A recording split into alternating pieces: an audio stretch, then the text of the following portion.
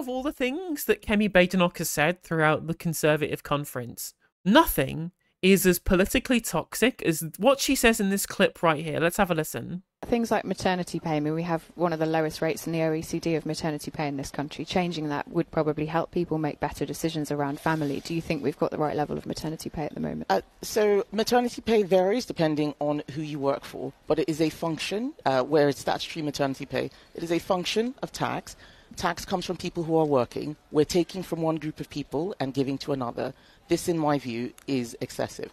Businesses are closing. Businesses are not starting in the UK because they say that the burden of regulation is too high. So maternity pay is excessive? I think it's gone too far the other way in terms of general business regulation. We need to allow businesses, especially small businesses, to make more of their own. So this is Kemi Badenoch. She's distanced herself from all of these statements here, saying, no, actually, I think maternity pay is great, etc., etc., etc. Because here's the thing. Conservatives in the modern era, because they've noticed what we've noticed here as well, the birth rate is a real problem in this country, and people are having fewer children than they used to. They suddenly see it as this kind of civilization-ending problem. Now, I don't think she's doing great replacement stuff, but a lot of people on the right certainly do. And they try and market themselves as the party of family. It was even on the background at the Reform UK conference, Reform being about family. And that's clearly the same kind of ground that the Conservative Party, right-wing and Reform UK are trying to tread. Saying we believe in family, we believe in women's role as mothers, for example, and them being proud of that and birthing the next generation. I mean, there was literally a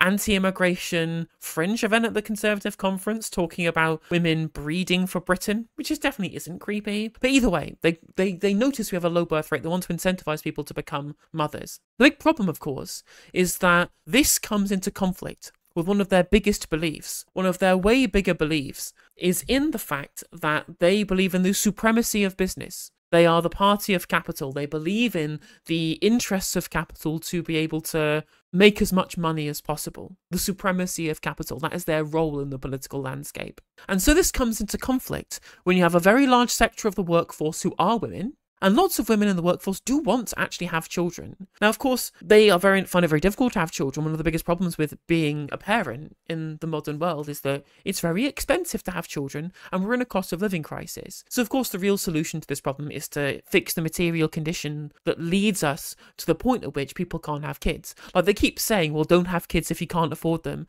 and we can't afford them, so we stopped having them. And now they're getting mad about the birth rate, and I'm like, oh, okay, well, this is what you wanted. Are you happy with what you wanted? Same people who support the two-child benefit cap because they think it would reduce the birth rate. And I'm like, well, you're screwed up. Like, you're trying to tell us to do one thing and not giving us the wages. For example, she loves businesses so much, yet she supports some buy-side labour market policy that pushes down wages and still wants people to become parents. That's not going to happen if we don't have good wages, because she believes in the supremacy of business. And when it comes to this maternity pay issue, when it comes to this very specific maternity pay issue, she's taking the side of businesses, essentially screwing over huge swathes of the workforce who are women. I think we should have parental leave that is a set amount that you can divide as much as you want, and therefore it can be maternity or paternity pay, and then you can take that and split that however you want, so that whoever wants to take on that parental role in the first years of a child's life, they can do that. That's what I believe. But I think it should be much larger and much more lucrative for people, so that you can always make the choice to have a family. But in the cutthroat world of neoliberal capitalism, Thatcherite neoliberal capitalism, that Kemi Badenoch supports, this is impossible. This is super difficult. Everybody has to work. We have to interact with the job market. The ability to be able to raise a family on a single income, that's dead and buried. That's completely gone. Those times are in the rearview mirror, way in the rearview mirror. So this contradiction, this tension between, we want business regulation to be as low as possible, but we want people to have families. But Kemi Badenoch, she just cares more about businesses than she does about working parents. You want to be able to work and be able to provide, but you also want to be able to have children and go back and provide for them later. We do not want to have excessive business regulation, her own quotes, that would impact them, which would then actually give you the freedom to be able to do that. The only way in the modern neoliberal world, where the labour market is massive, way bigger as a labour market than it ever was when only one person in the household worked, the only way that you can support that economic model is by giving people the government intervention, the tools necessary to be able to circumvent the necessity of working, to be able to get out of the labour market to have children. If you don't do that, people will not have kids. It's as simple as that. It's as simple as that. And she says, oh, well, we had all of these things beforehand where we didn't need maternity leave. People still had children. We had a higher birth rate. Yeah, it's because not everybody had to work because wages were better. They were better unionised and the cost of living was lower. Yeah, it's because of the economic system that you support. Your political hero is Margaret Thatcher. And she supported the move to a neoliberal economy where everybody has to go out and work, where you cannot afford to be able to raise a family on a single income. You can't do that anymore. And so this idea that it somehow is maternity pay is this weird correlation causation fallacy where she thinks that's why people aren't having children is the complete opposite of true. It's the complete opposite of true. Now, somebody mentioned this in chat. So when she was working at The Spectator, she got pregnant, she had to leave to have a child. She deliberately decided herself not to take maternity pay. She left and didn't want to have her job open for her later on and said, this, I wouldn't feel right. I would feel like I was filling the seat that should be filled by somebody else. And that's the thing, is that, of course, there are plenty of people who probably will not want to go back into the workforce after being parents, but there are plenty of people who cannot afford to have that luxury because they are not rich. It's very interesting that you point out, well, actually, Kemi Badenoch had the freedom to not have to take maternity pay when she was working at The Spectator and then when she left to have a child because her husband was an investment banker. Yeah, of course she can afford to not work and live off a single income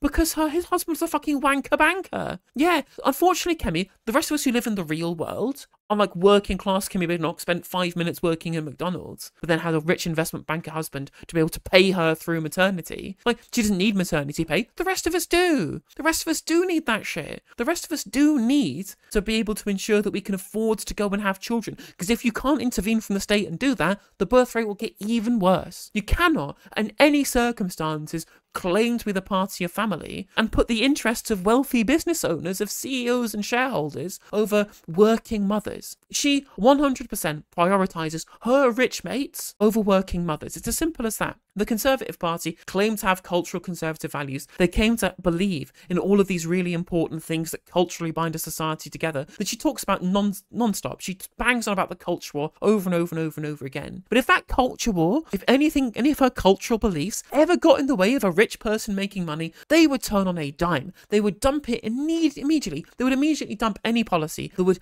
inconvenience the rich. They all do this. They all do this. It's ridiculous. Like Miriam Cates was literally on the Jeremy Vine Storm Huntley show today saying, well, she's been construed. She's just talking about excessive business regulation. Yeah, the whole point is she cares more about businesses than she cares more about working mothers. It's simple. They would literally burn down this country rather than inconvenience their rich mates. Hence why cultural icons that even have relationship to what right-wingers claim to care about, like our monarchy, like royal buildings, get sold off to the private sector. Because they so want to have a small state, they'll incinerate that in the sake of rich people. Honestly, insanity. And you can tell just how much disdain she has for like regular working women who don't have easy careers in finance or easy careers in politics and getting paid money hand over fist to do very little. When there was an idea in Parliament about trialling menopausal leave for women and people assigned female at birth who had problems with the menopause, to be able to take time off to ensure that they could again maintain their role within the job market without being kicked out for being unfortunate to be born with a uterus and that being part of reproductive labour. Again, something that the Soviet Union understood, right? They had loads of state subsidization of childcare to ensure that women weren't underrepresented in the workforce. They understood that to be able to keep reproductive labour going, there had to be state intervention so that they could be productive when your sole claim is productivity. So there was this idea of having menopausal leave floated in the House of Commons, and she got really mad at it. She dismissed the idea of trialling it because it was proposed from a left-wing perspective. Yeah, her idea of a left-wing perspective specifically is anything that would inconvenience businesses. Kemi Badenoch has the temerity, the barefaced cheek, the brass neck to market herself as a defender of women, right? I'm the defender of women against the evil transsexuals, right?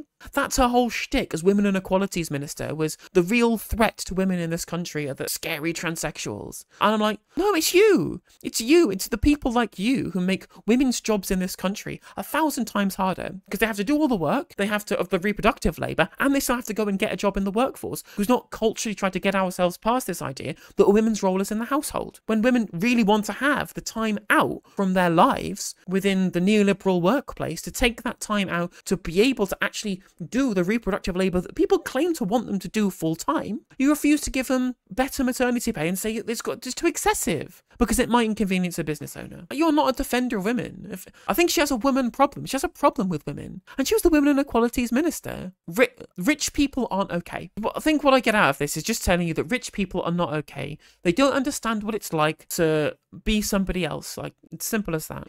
Hey there, if you enjoyed the video, make sure that you like and leave a comment. That helps the video out in the algorithm. If you subscribe and ring the bell, it'll let you know when I go live. I stream every day on YouTube and Twitch. You can also follow all of my socials down in the description. And if you want to support me in a more financial manner, there's a join button for membership to just 99p to be a member on YouTube, as well as a Patreon, and there's some merch there as well. And hopefully I'll catch you on the next video. Take care.